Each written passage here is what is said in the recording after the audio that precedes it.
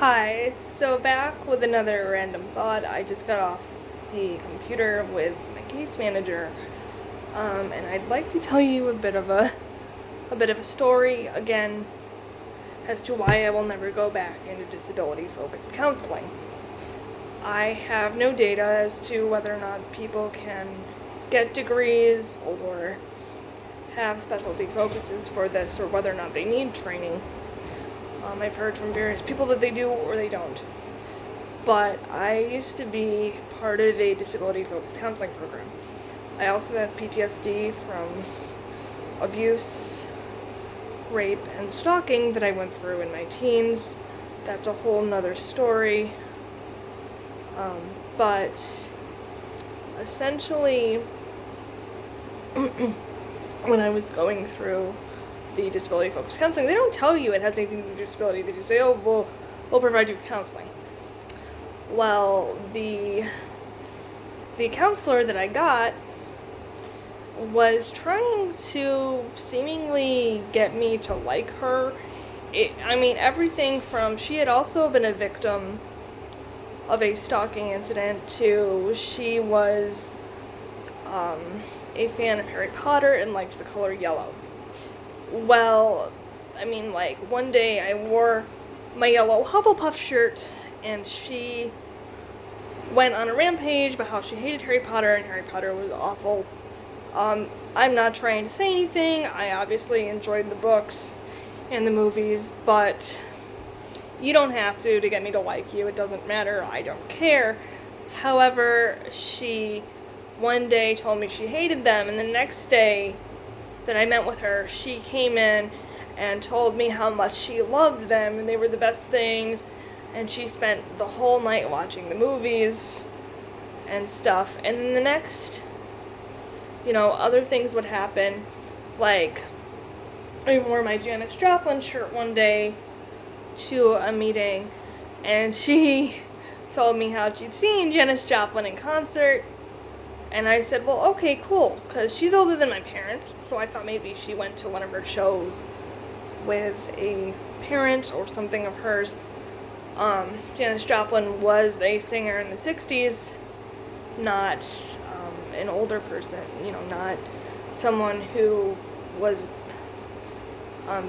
very well known throughout the rest of the time, and she most certainly wasn't touring after that because she died in the late 60s, early 70s. So there was no way that she saw her anytime recently. She told me she'd seen her recently and got really, really salty when I was like, well, she's been dead for about 40 years. Just random little alarm bells would go off. Then one day she'd be like, oh, you have symptoms of PTSD, but you don't really have it because you're disabled. Things like that. It had nothing to do with anything, and she would constantly just make it about herself. When I started seeing another therapist that could actually help me with my negative feelings and my trauma, she was convinced that my parents hated the idea for some reason. I never told her they did. She's like, well, how do your parents feel about you seeing this as a therapist? And I said, they're fine with it. They know it's for the best. They're trying to help me get to where I need to be.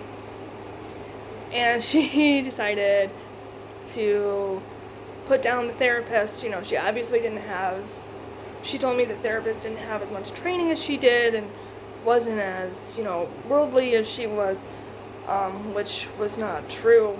I don't know if she had as much training, but I was really put off by that statement. I actually stopped seeing her early. I was the disability counselor because she was supposed to act as another reinforcement for the stuff I was going over with the trauma therapist, but she never did anything.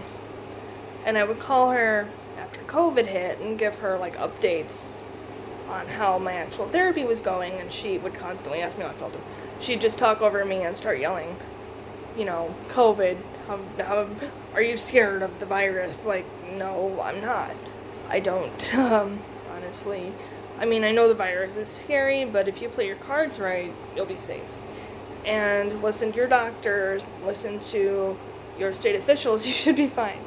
And I mean, she was just really, really weird. I will never, ever mess with those people again.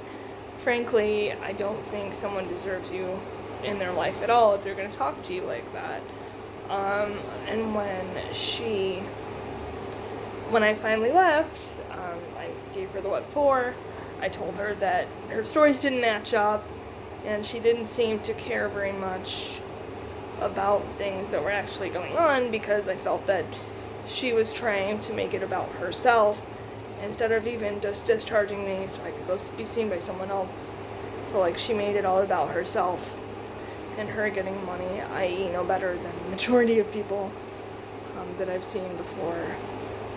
I truly believe she had a lot of mental issues herself, probably some level of insecurity, or trying to maybe be, even try to, get sympathy for herself somehow while we're discussing my life and my trauma.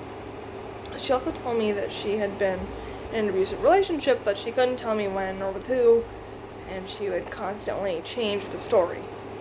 First it was her ex-husband, then it was her dad, then it was her stepdad, then it was her brother, then it was her mom, then it was a grandparent, then, none of it matched up.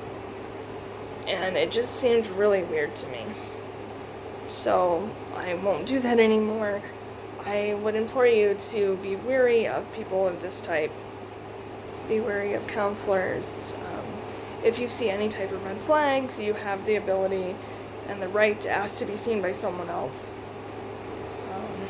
and things like that. You do have the ability to be seen by another person, and you deserve to be happy. You deserve to have a fruitful life. I hope that everyone who's listening to this does have a good life and have a good experience. Know that if you do have negative experiences, such as any type of mental illness or trauma, help is out there. People do care about you,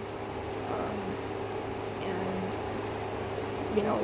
the world isn't always going to be fair, but there is some light to be found in the world.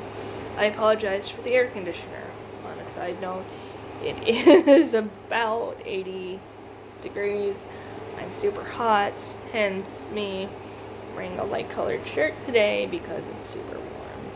It's gross and hot and humid here. Thank you.